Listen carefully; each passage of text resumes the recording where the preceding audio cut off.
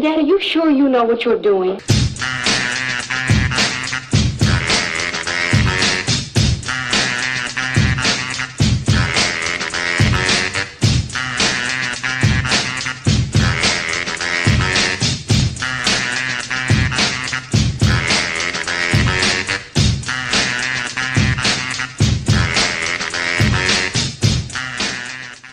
Okay, so we're back almost to the finish of the 72. See, we got the color on it, we got the clear on it.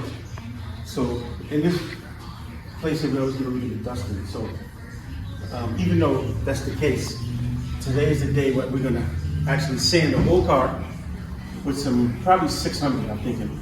This is gonna flatten it a little bit more, get some of these little imperfections out of it. From places where it kind of ran, so we're gonna get these out of it. And get some of the dust out of it, and then we're going to shoot 2 more coats of clear on this, but that's called splash painting.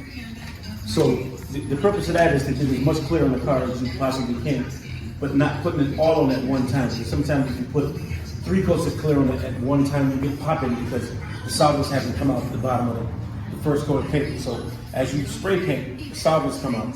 So it's sort of like an evaporation, but it's called flash time. So that gives it the first coat some time for all the solvents to come out and then paint from the solvent. So this process is giving that even more, of a process to get done, because once we wet sand this whole car, it's going to open the pores up and give more air to sort of get the rest of the clear to get dry.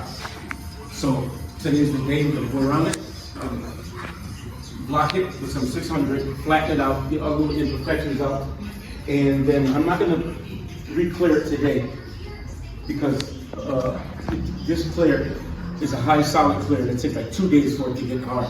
So I'm gonna wait, because Thanksgiving is tomorrow, so I'm gonna wait till after Thanksgiving.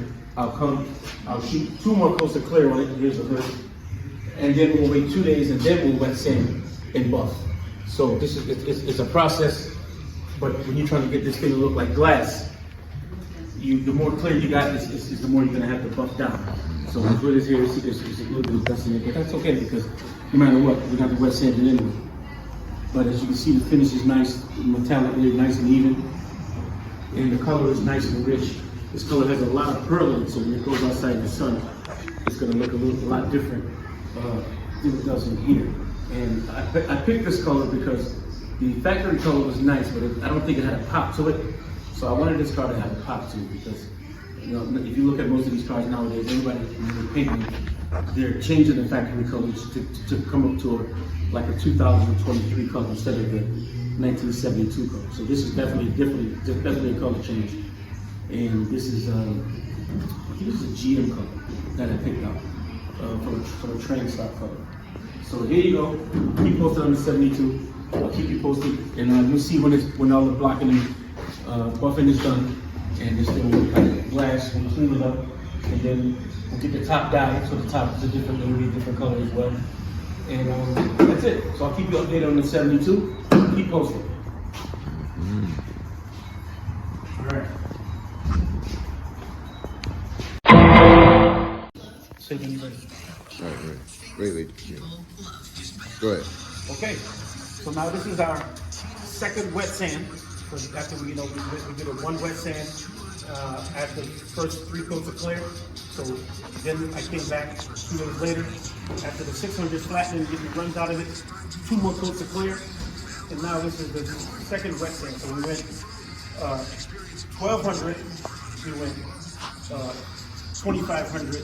We would go to 3,000, but the 25 made it so it's almost to where I needed to be. So I don't think I need to do 3,000. That's that cord. The 3,000 out.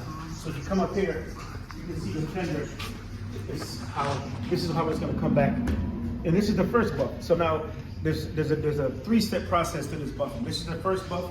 Then we come back with a polish after we buff it, and then we come back with a swirl remover, and then after that we put a hand glaze on it. But as you can see, it's already as flat as it needs to be on the first buff, because the clear is now primed for it to be buffed. And the 2500 did exactly what I wanted it to do. So you can see this is this is the first comeback on the buff. If you come around this side, you can see this is what the whole car is going to look like before we start wet sanding. Before we start buffing. So this is This is all 1,000, and he did 1,000 on this side. I did 2,500 on this side. Then he came back with the 2,500. I'm sorry, I did 1,200 then 25. So he did 1,000 then 25. So it's gonna take a little bit longer for him because it's gonna take a little longer to get those 1,000 scratches out to 25. But you see how flat it is? It's already flat. But when he comes back again with that, this will almost be shining with the 2,500. So that's how you know that it's definitely down enough with the 25 that you really don't need 3,000. So here it is. We're still moving. We did add the new hubcaps. These actually came off my 76. So I figured it'd be a better look than the stock hubcaps. And basically, I'm selling this car anyway, so I'm not going to put any rims on. But that gives it a better look. And that's it. So we finished the buffing.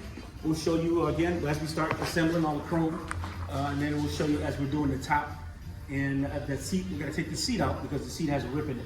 I'm gonna have the seat fixed, and then we will clean it up and get this thing ready to move. All right, I'll keep you updated on the 72.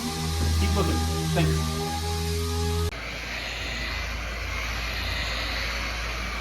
So this is the final buck. Here after you get 1,200. 15 and then 3,000. So after the 3,000, just sort of buffing the shine back to give you an idea what it's going to look like when it's all finished. This is almost our finished product.